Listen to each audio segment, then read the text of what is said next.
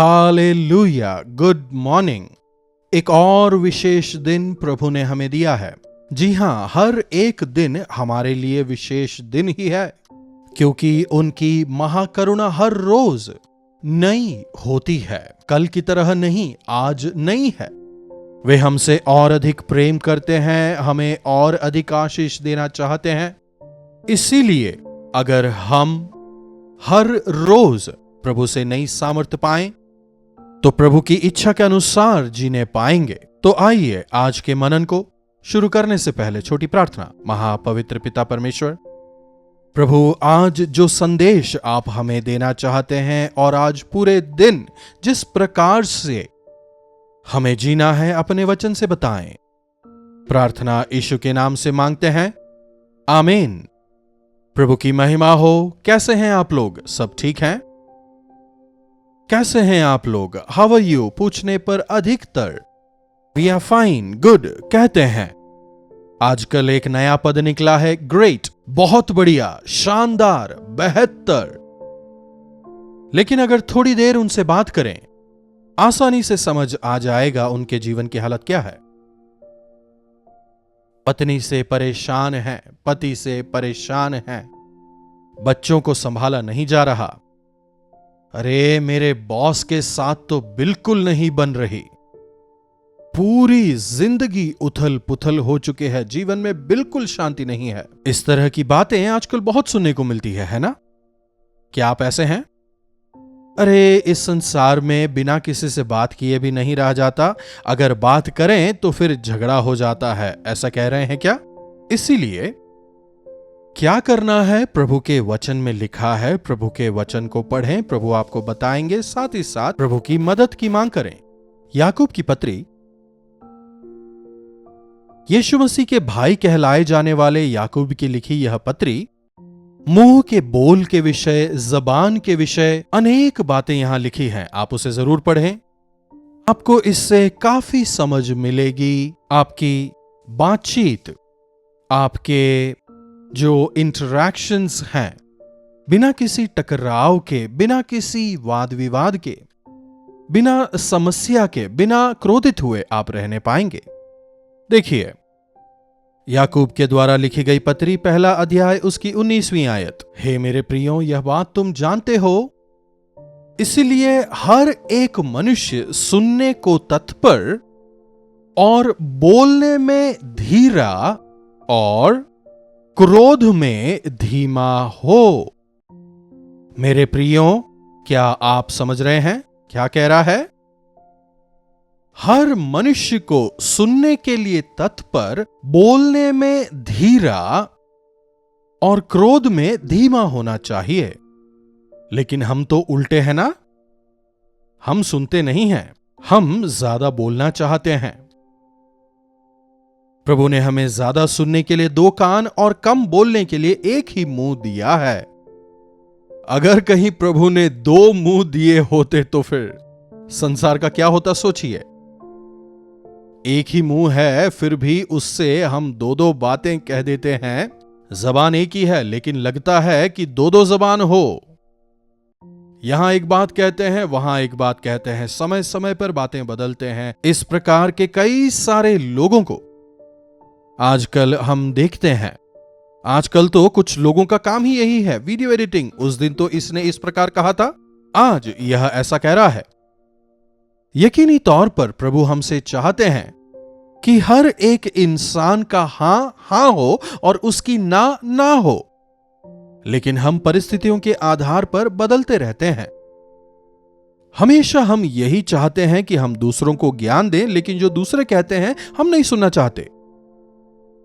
उतना ही नहीं, अगर कोई समस्या लेकर हमारे पास आता है और अगर हम उसे कोई समाधान देते हैं, चलो एक उदाहरण देखते हैं। मान लीजिए आज आपको मटन खाने की इच्छा है और आपने कहा मुझे मटन खाना है, लेकिन घर आने पर आपको केवल दाल मिलती है। बस हो गया, जैसे ही आपने प्लेट पर दाल देखी, हां तुम्हें तो मुझसे प्यार ही नहीं है, तुम तो मेरा ख्याल ही नहीं रखती हो, ये है वो है, इधर की बात उधर की बात, कई सारी बातें करने लग जाते हैं। पत्नी कहती है नहीं आज ये हुआ वो हुआ, लेकिन आप तो सुनने को तैयार नहीं हैं। वो भी तो कुछ कारण बता रही है ना, आपको सुनना चाहिए ना? नहीं सुनेंगे।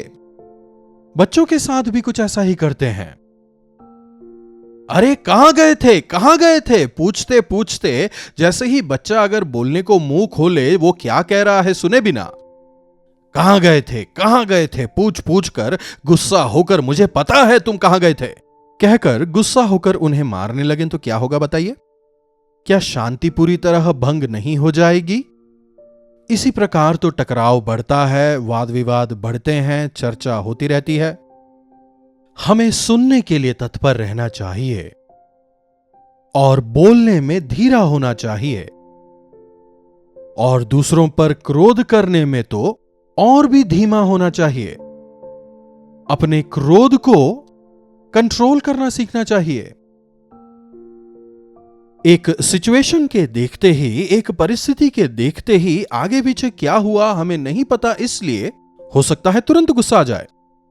लेकिन किस परिस्थिति की वजह से यह ऐसा हुआ, किस वजह से यह स्थिति उभरी, अगर हम समझ पाएं, अगर उसे महसूस कर पाएं, हमारा क्रोध गायब हो जाएगा।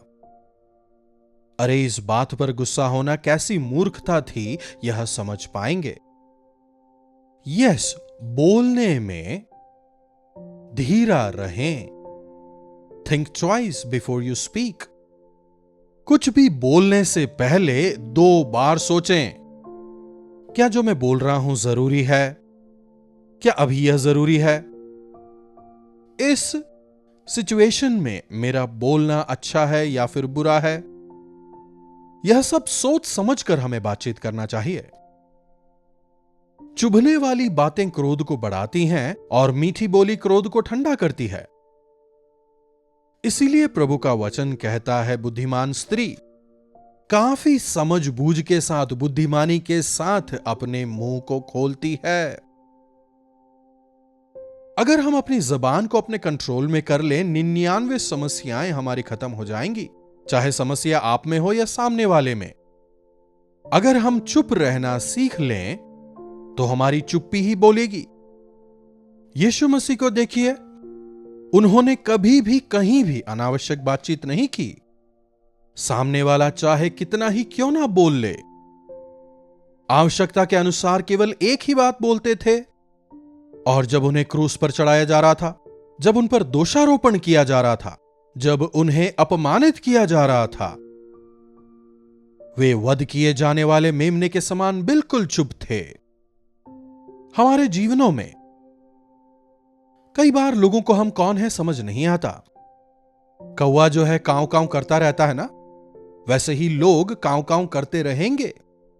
अगर उसमें कोई सच्चाई है तो अपने आप को सही करें, अगर नहीं है तो अनसुना करें। बजाय इसके, अरे उसने मुझे ऐसा कैसे कह दिया, जाकर उससे अगर आप लड़ाई झगड़ा करेंगे तो क्या फायदा बताइए? इससे आप ही की शांति खराब होगी, दुखी होंगे। सुबह सुबह प्रभु से मांगे, प्रभु आज बुद्धिमानी के साथ में मुंह खोलने पाऊं, दूसरों की परेशानी को मैं सुनने पाऊं, सुनने का मन मुझे दें। मैंने अपने जीवन में यह सीखा है, घंटों घंटों मैं प्रचार करता हूं। मीटिंग के बाद जब लोग प्रार्थना के लिए आते हैं, घंटों घंटों उनकी बात सुनने की मुझ में इच्छा रहती है। जब लोग आकर अपने दर्द को, अपनी परेशानी को मेरे साथ में बांटते हैं, उसके द्वारा मैं कितना कुछ सीखता हूं जानते हैं, कितनी समझ मुझ में आती है जानते हैं। उनकी तमाम परेशानियों को सुनकर, दर्द को सुनकर जब मैं प्रार्थना करता हूं, प्रभु उसके जवाब को देते हैं। किसी की बात को सुनने के बाद अगर हम किसी निष्कर्ष पर पहुंचे तो उसमें समझदारी है। जो वे कहना चाहते हैं उन्हें सुने बिना अगर हम ही अपने आप ही अगर किसी निष्कर्ष पर पहुंच जाएं तो उसके द्वारा हमें केवल नुकसान ही होगा। अय्यूब के साथ उसके मित्र आकर करीब 7 दिन रहते हैं। अय्यूब जब अपना दर्द सुनाता है, वे सुनते हैं, अच्छी बात है। लेकिन उसके बाद में वे अय्यूब के साथ वाद विवाद करने लगते हैं। क्या तू बहुत बड़ा धर्मी समझता है? तेरी बातों से लगता है तू अपने आप को सही ठहरा रहा है। अगर तू सच में धर्मी होता तो परमेश्वर तुझे सजा क्यों देते? तूने कहीं ना कहीं तो पाप किया ही है। इस प्रकार जो कुछ उनके मन में आया वो अय्यूब से कहने लगे। अय्यूब को तसल्ली देने आए थे लेकिन दर्द देके गए। आज भी ऐसे ही परिस्थितियों को हम अपने जीवन में देखते हैं। किसी की परेशानी को, उनकी तकलीफ को, अगर उनकी उलझन को समझ पाते तो इस विषय में उन्हें सही सलाह देने पाएंगे, उचित जवाब उन्हें देने पाएंगे। जो लोग पहले ही दर्द में हैं, उन्हें हमें सांत्वना देना है, ना कि घायल करना है। पहले से ही वे एक समस्या में हैं, जिसकी वजह से शायद वे आपसे सही से बात नहीं कर पाए, या जो आपने कहा वे नहीं कर पाए। परिस्थिति के प्रभाव की वजह से वे उन बातों पर ध्यान नहीं दे पाए। इस बात को समझे बिना, हाँ मुझे पता है तुमने तो जानबूझ के किया है, तुम मुझे पसंद नहीं करते ना इसीलिए किया है, ऐसी बातों से पहले से ही वे परेशानी में हैं और ऐसी बातें उन्हें और अधिक परेशान करती हैं, तकलीफ देती हैं। कुछ लोग और ज्यादा निराश होकर अपने आप की हानि ही कर लेते हैं। बोलने में हम धीमे रहें, सुनने के लिए तत्पर रहें और क्रोध करने में और भी धीमा, क्रोध करने में जल्दबाजी बिल्कुल ना करें। सहनशील बने।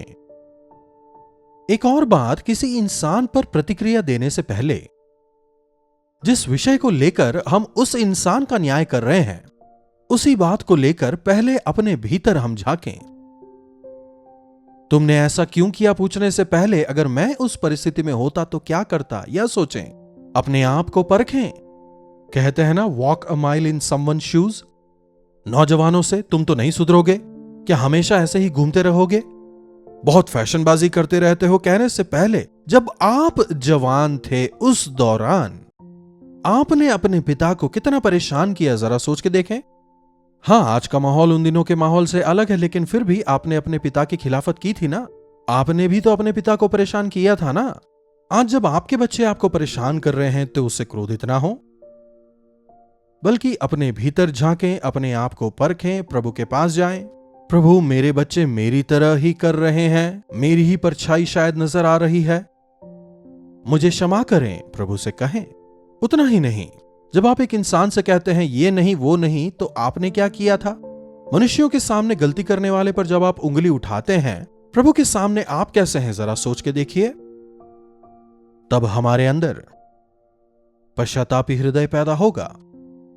हां, मैंने भी तो अपने स्वर्गीय पिता की खिलाफत की थी ना, इसीलिए इस संसार में मेरा बेटा मेरी खिलाफत करता है। मैं अपने स्वर्गीय मालिक की आज्ञा नहीं मानता हूं ना, इसीलिए वे तमाम लोग मेरी बात नहीं मानते, मेरी आज्ञा नहीं मानते। आप समझेंगे। जी हां, कई बार हमें लगता है हमारे समाधान को शायद कोई और छीन रहा है, इसकी वजह से मेरे जीवन में शांति नहीं, शायद कहें। लेकिन यदि आपका हृदय प्रभु के साथ सही है तो सब ठीक है।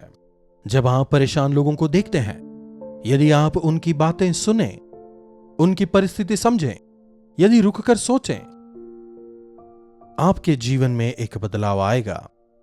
आज जब कोई बात करता है, दूसरा उसकी सुनना नहीं चाहता। डिबेट के विषय सुना होगा ना, दो इंसानों का एक ही साथ चिल्लाना। उस चिल्लाहट के दौरान जो आवेश उन्हें आता है, जो क्रोध आता है, जब हम ऐसा करते हैं, शैतान को यह देखकर बहुत मजा आता है। परमेश्वर की शांति को छोड़ शैतान की तरह जब हम एक दूसरे को चीर फाड़ने के लिए दौड़ते हैं, हम परमेश्वर की आशीषों को खो देते हैं, परमेश्वर के सानिध्य को खो देते हैं। आज से यह गांठ बांधें। किसी पर क्रोधित होने से पहले यह क्या है, क्रोध में पूछने से पहले क्या हुआ, कारण क्या था, उनकी सुने, उन्हें कहने का मौका दें। यह काम तुमने खत्म क्यों नहीं किया। परिस्थिति को समझें और परिस्थिति के अनुसार व्यवहार करने का प्रयास करें। और जब आप ऐसा करेंगे, आप अपनी शांति को नहीं खोएंगे।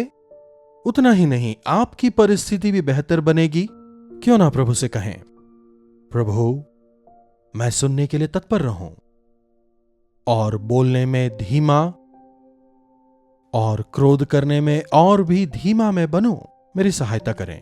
प्रार्थना। महापवित्र परमेश्वर, प्रभु आज के वचनों के लिए आपका धन्यवाद।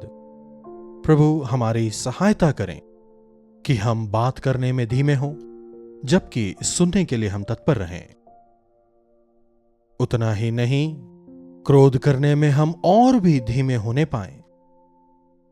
जब हम दूसरों पर अपनी राय बनाते हैं, मूल्यांकन करते हैं, उससे पहले अपने आप को हम देखने पाएं और आपके सामने अपने हृदय को हम शुद्ध रखने पाएं। जिस प्रकार आपने हमें क्षमा किया है, उसी प्रकार हम अन्यों को क्षमा करने पाएं। सहनशील होकर मसीह यीशु को प्रतिबिंबित करते हुए जीने का अनुग्रह आप हमें से प्रत्येक को दें। प्रार्थना यीशु के नाम से मांगते हैं, आमीन। अब पिता परमेश्वर का प्रेम, प्रभु यीशु मसीह का अनुग्रह, पवित्र आत्मा की संगति और सहभागिता हम में से प्रत्येक के साथ आज, कल और सदा सर्वदा निरंतर बनी रहे। आमीन। प्रभु की महिमा हो। अपने प्रार्थना विषयों को आप हमें 9884907779 पर व्हाट्सएप या वॉइस मैसेज द्वारा भेजें। हम अवश्य आपसे सुनना चाहेंगे और आपके छुटकारे के लिए प्रार्थना करना चाहेंगे। चैनल को सब्सक्राइब नहीं किया है तो अवश्य करें, लाइक करें, जरूरतमंदों के साथ शेयर करना भी ना भूलें।